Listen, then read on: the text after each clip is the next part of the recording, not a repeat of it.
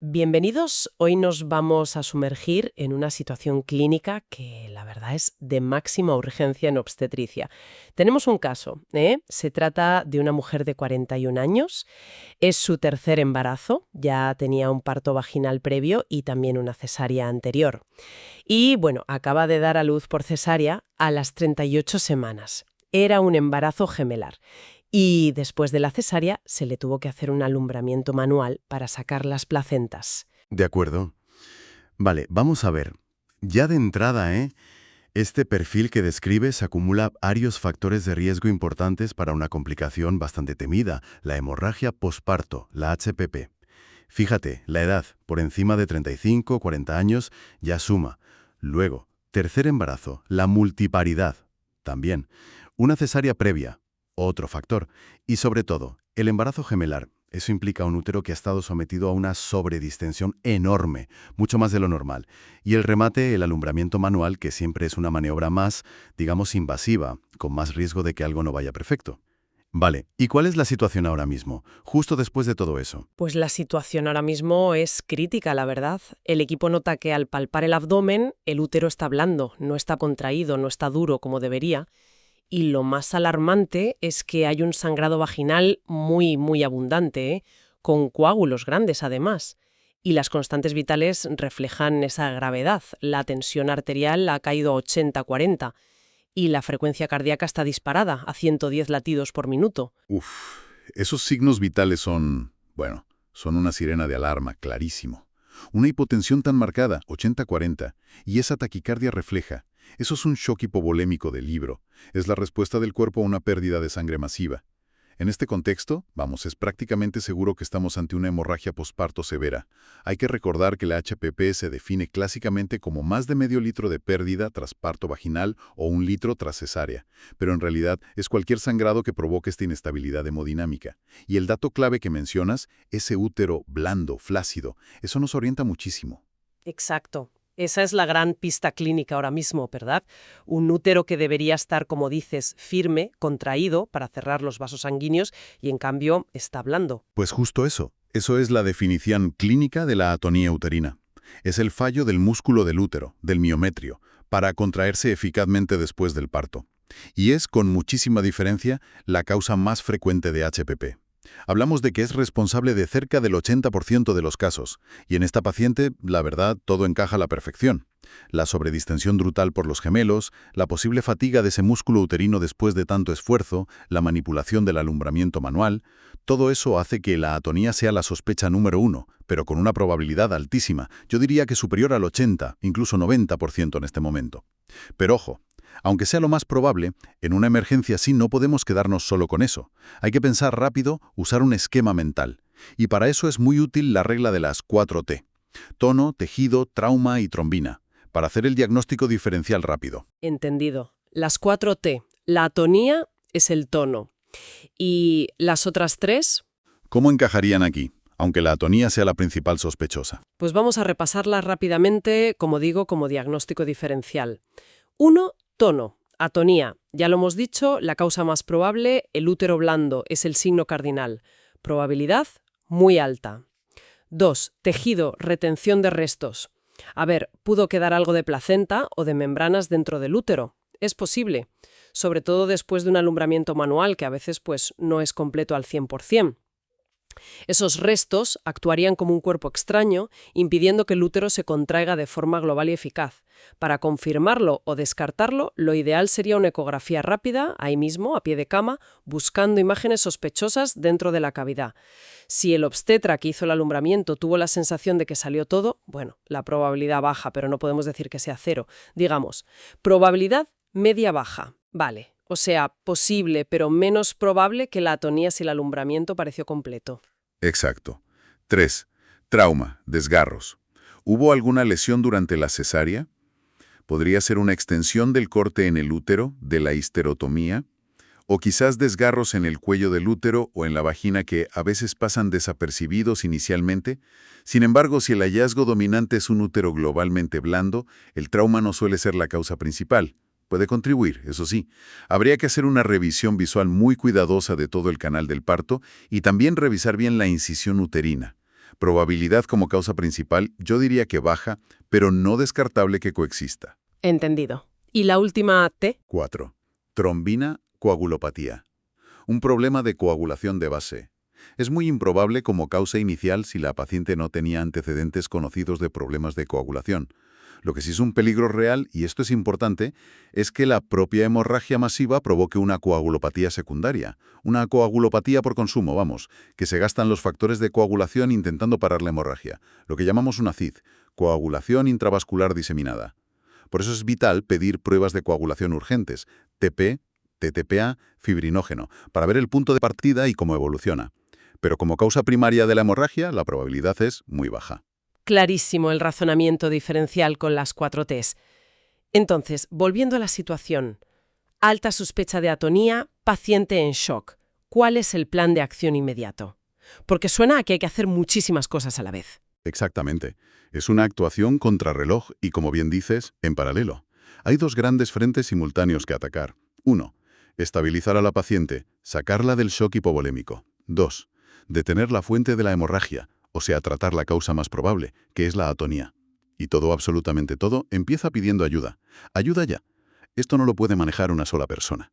Hay que activar el protocolo de hemorragia masiva del hospital, el código rojo obstétrico o como se llama en cada sitio.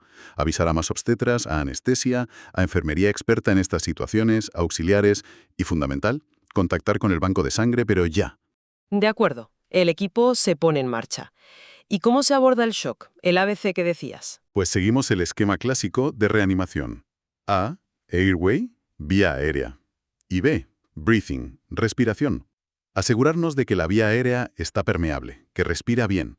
Y ponerle oxígeno a alto flujo con una mascarilla con reservorio.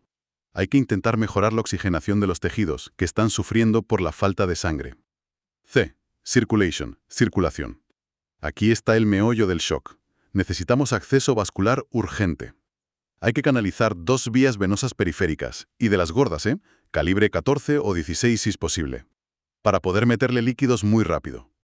Inmediatamente empezar a pasarle cristaloides, como Ringer lactato o suero salino, y calentado si se puede, a chorro. Podemos necesitar 1 litro, 2 litros o incluso más en los primeros minutos para intentar subir esa tensión arterial que estaba por los suelos. Y mientras se hace eso, sacar sangre para análisis urgentes. Un hemograma completo para ver cuánta sangre ha perdido ya, cuánta anemia tiene, pruebas de coagulación, para ver si ya se están alterando por el sangrado o la posible CID. Y por supuesto grupo sanguíneo, RH y pruebas cruzadas para tener sangre compatible lista para transfundir lo antes posible. Reservar concentrados de hematíes y quizá plasma, plaquetas, según la situación y los resultados. Y monitorización continua, claro. Tensión arterial, frecuencia cardíaca, saturación de oxígeno y nivel de consciencia. Fundamental. Vale, vía aérea, oxígeno, 2 vías gordas, líquidos a tope, analíticas urgentes, monitorización. Y mientras se hace todo eso, para estabilizarla, ¿qué hacemos con ese útero que sigue sangrando sin parar? Pues eso, simultáneamente hay que atacar la atonía. No podemos esperar a estabilizarla del todo para frenar el sangrado. Hay que hacerlo a la vez. Lo primero, lo más básico y que se puede empezar ya mismo, el masaje uterino. Es una maniobra física muy importante. Se coloca una mano justo encima del pubis para fijar un poco el segmento inferior del útero y con la otra mano se masajea el fondo del útero a través de la pared abdominal. De forma vigorosa, continua. Esto estimula mecánicamente al músculo para que se contraiga. A veces, solo con esto mejora mucho. Si el masaje externo no es suficiente, se puede intentar un masaje bimanual, que es más enérgico. Se introduce una mano enguantada en la vagina, se cierra el puño y se empuja el segmento inferior hacia arriba, mientras la otra mano comprime el fondo desde fuera, a través del abdomen. Básicamente comprimes el útero entre las 2 manos. Entendido. Masaje continuo y, si hace falta, bimanual. ¿Y además del masaje? Además del masaje, necesitamos ayuda farmacológica. Los fármacos uterotónicos, que son medicamentos que provocan o aumentan las contracciones uterinas. La oxitocina es la primera línea siempre. Normalmente se empieza con un bolo intravenoso lento, unas 5 o 10 unidades. Seguido de una perfusión continua, pero a dosis altas, Por ejemplo, 20 o 40 unidades diluidas en medio litro o 1 litro de suero, puesto a un ritmo rápido inicialmente. Si con la oxitocina y el masaje el útero sigue blando y sangrando, hay que escalar rápidamente, no esperar. Añadimos un segundo fármaco, idealmente con un mecanismo de acción diferente. Una opción es la metilergolovina, que se suele poner intramuscular. Es potente y actúa rápido. Hay que tener en cuenta la contraindicación relativa si la paciente fuera hipertensa, pero, en este caso, con 80-40 no es problema. Otra opción muy usada son los análogos de las prostaglandinas. Por ejemplo, el misoprostol, que tiene la ventaja de que se puede dar por muchas vías: rectal, oral, sublingual. Unos 600 a 1000 microgramos por vía rectal se absorben bien y rápido, y es útil si el acceso intravenoso es complicado o ya está saturado. O también el carboprost, que es otra prostaglandina intramuscular. Este hay que usarlo con precaución si la paciente tiene asma, porque puede causar broncoespasmo. Y a veces también se usa la carbetocina, que es como una oxitocina de acción más larga, en dosis única. La idea es combinar fármacos si uno solo no es suficiente, atacar por varios frentes. O prostaglandinas como misoprostol o carboprost. Exacto. Y una cosa más, sencilla, pero que a veces se olvida y es importante, asegurar que la vejiga esté vacía. Hay que ponerle una sonda vesical, una sonda Foley. ¿Por qué? Porque una vejiga llena, distendida, ahí delante del útero, puede dificultar mecánicamente que el útero se contraiga bien, lo empuja y no lo deja hacerse pequeño. Además, la sonda nos permite medir la diuresis, cuánta orina produce, y eso es un indicador muy bueno de la perfusión de los órganos. Si empieza a orinar bien, es buena señal, significa que le está llegando sangre a los riñones. Vale, tenemos masaje, fármacos, combinados si hace falta, vejiga vacía. Y si a pesar de todo eso el útero sigue blando y el sangrado continúa siendo masivo. Ese escenario de pesadilla que comentabas. Pues sí, ese es el escenario de la HPP refractaria, la que no responde a las medidas iniciales. Si eso pasa, no hay tiempo que perder. Hay que escalar rápidamente intervenciones más invasivas. Pero justo antes de eso, una reevaluación ultrarrápida. ¿Estamos seguros de que no hay un desgarro importante que se nos ha pasado? ¿Seguro que no quedan restos dentro? Quizá una eco rápida, si está disponible, puede ayudar. Si confirmamos que es una atonía pura y dura, que no responde a fármacos, las siguientes opciones van en escalada. 1. Taponamiento intrauterino. Consiste en meter algo dentro del útero para que haga presión directa sobre las paredes internas y frene el sangrado por compresión. Lo más usado hoy en día es un balón específico para esto, como el balón de Bakri. Se introduce deshinchado y luego se rellena con suero fisiológico. Es como hacer compresión desde dentro. También se puede intentar con una sonda Foley gruesa con un balón Rende o incluso, aunque menos usado, empaquetar con gasas.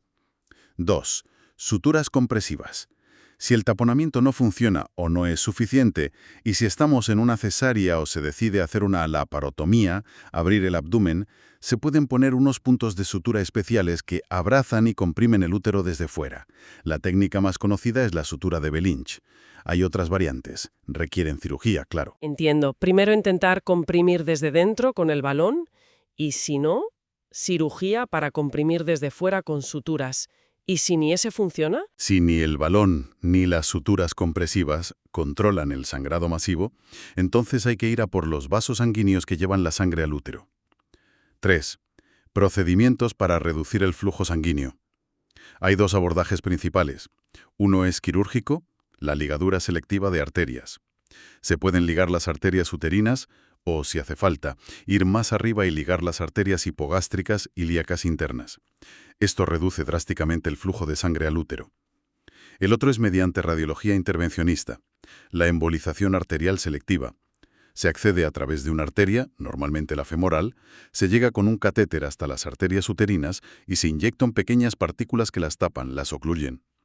La embolización es muy eficaz y preserva el útero, pero necesita que la paciente esté lo bastante estable como para llevarla a la sala de radiología intervencionista y que el hospital disponga de este servicio de urgencia, claro. No siempre es una opción viable inmediatamente. 4. Histerectomía.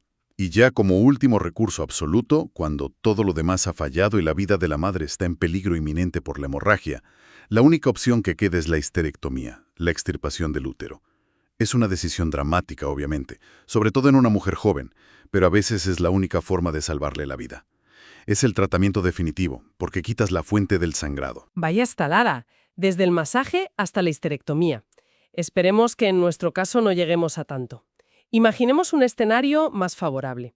Tras el masaje uterino continuo, la infusión de oxitocina y la administración de metilergonovina intramuscular, el equipo nota un cambio. El útero empieza a ponerse firme, se contrae, el sangrado vaginal disminuye claramente, ya no es tan abundante. Y gracias a la infusión rápida de líquidos y a que ya han llegado y se están pasando las primeras bolsas de sangre, la tensión arterial empieza a subir, digamos a 95-55 milímetros mercurio, y la frecuencia cardíaca baja a 95 latidos por minuto. Excelente. Esa es la respuesta que buscamos, una respuesta positiva y clara a las maniobras y fármacos dirigidos específicamente contra la atonía, el masaje, la oxitocina, la metiliergonovina. Eso prácticamente nos confirma nuestro diagnóstico inicial. La atonía era efectivamente la causa principal de esta hemorragia. Y la mejoría de las constantes vitales, esa tensión que sube y esa frecuencia que baja, nos indica que la resucitación con líquidos y sangre está siendo efectiva. Hemos conseguido controlar la hemorragia en su origen y estamos reponiendo el volumen que se había perdido. Es un punto de inflexión clave. Entonces, ¿podemos decir que el diagnóstico final queda establecido como hemorragia posparto masiva, secundaria a atonía uterina? ¿Qué es lo que sigue ahora? La situación aguda parece controlada, pero imagino que no se acaba aquí. No, para nada. El trabajo no ha terminado, ni mucho menos. La estabilización es solo el primer paso, importantísimo, pero ahora viene una fase crucial de vigilancia intensiva y recuperación. Lo más probable es que esta paciente necesite ingreso en una unidad de cuidados intensivos, UCI, o en una unidad de reanimación posquirúrgica, REA, donde se pueda hacer una monitorización muy estrecha. Hay que seguir vigilando las constantes vitales continuamente, la contracción uterina, fundamental asegurarse de que no se relaje de nuevo, la cantidad de sangrado vaginal, los loquios y la diuresis horaria. Se suele mantener la perfusión de oxitocina durante varias horas, a veces 4, 6 o incluso más, para asegurar que el útero se mantiene bien contraído. Habrá que repetir análisis de sangre en unas horas para ver el grado final de anemia, ver si necesita más transfusiones o si se puede empezar ya tratamiento con hierro para recuperar reservas. También es importante controlar la función renal y las pruebas de coagulación, por si el shock o la hemorragia masiva dejaron alguna secuela. Y muy importante también es prevenir otras complicaciones que pueden surgir después. Por un lado, el riesgo de trombosis venosa profunda, por la propia cirugía, la inmovilización, el estado posparto que ya de por sí es protrombótico. Se debe valorar iniciar profilaxis con heparina de bajo peso molecular. Y por otro lado, el riesgo de infección porperal. Hay que vigilar signos como fiebre, dolor pélvico o que los loquios empiecen a oler mal. O sea, vigilancia intensiva en UCI o REA, mantener oxitocina, controles analíticos, prevenir trombos e infecciones. Exacto. Y además de todo lo estrictamente médico, no hay que olvidar los cuidados generales. Asegurar un buen descanso, una analgesia adecuada para el dolor postoperatorio y posparto, apoyo nutricional. Y un aspecto que a veces se nos olvida en la urgencia, pero es fundamental, el apoyo emocional. Pasar por una hemorragia posparto masiva es una experiencia aterradora para la mujer y para su familia. Hay que explicarles lo que ha pasado, de forma clara, tranquila, empática, responder a sus preguntas, ofrecerles apoyo, y ya pensando un poco más a largo plazo, de cara al futuro, habrá que hablar con ella sobre métodos anticonceptivos, si los desea, y también informarle de que tras haber tenido una HPP, tiene un riesgo aumentado de volver a sufrirla en futuros embarazos. Es algo que debe saber. Un abordaje realmente integral, desde la urgencia vital hasta el apoyo emocional y la planificación futura. Resumiendo los puntos clave que hemos visto en este caso, la importancia de identificar esos factores de riesgo antes del parto, si es posible, la rapidez en el diagnóstico, que en la atonía es fundamentalmente clínico, con ese útero blando como señal principal, la necesidad de actuar de forma sistemática pero simultánea, tratar el shock y tratar la causa a la vez, y tener un plan claro de escalada terapéutica si las primeras medidas no son suficientes. Y sobre todo, como has recalcado varias veces, la importancia del trabajo coordinado de todo un equipo multidisciplinar. Exacto. No se puede gestionar una HPP masiva en solitario. Es un trabajo de equipo sí o sí. Y esto, fíjate, nos lleva a una reflexión final importante, creo yo. La hemorragia posparto sigue siendo, a día de hoy, una de las principales causas de muerte materna evitable en todo el mundo. Evitable. Y ahora que estamos viendo un aumento en ciertos factores de riesgo, embarazos en mujeres de más edad, más cesáreas, más tratamientos de fertilidad que a menudo llevan a embarazos múltiples, como el de este caso, todos estos factores aumentan la probabilidad de que ocurra una HPP. La pregunta es, ¿están nuestros sistemas sanitarios, nuestras maternidades, realmente preparadas para afrontar este aumento del riesgo? ¿Cómo podemos optimizar aún más los protocolos de respuesta rápida, esos códigos rojos obstétricos. ¿Cómo mejoramos el entrenamiento continuo de los equipos para que esa actuación inmediata, coordinada y eficaz sea la norma en todos los centros, grandes y pequeños? ¿Y qué papel juega tener acceso inmediato real 24 horas al día, 7 días a la semana, no solo a concentrados de Matíes, sino a plasma, plaquetas, crioprecipitados, a todos los fármacos uterotónicos, incluidos los de segunda y tercera línea, y a las opciones más invasivas como la embolización o la cirugía urgente cuando hacen falta?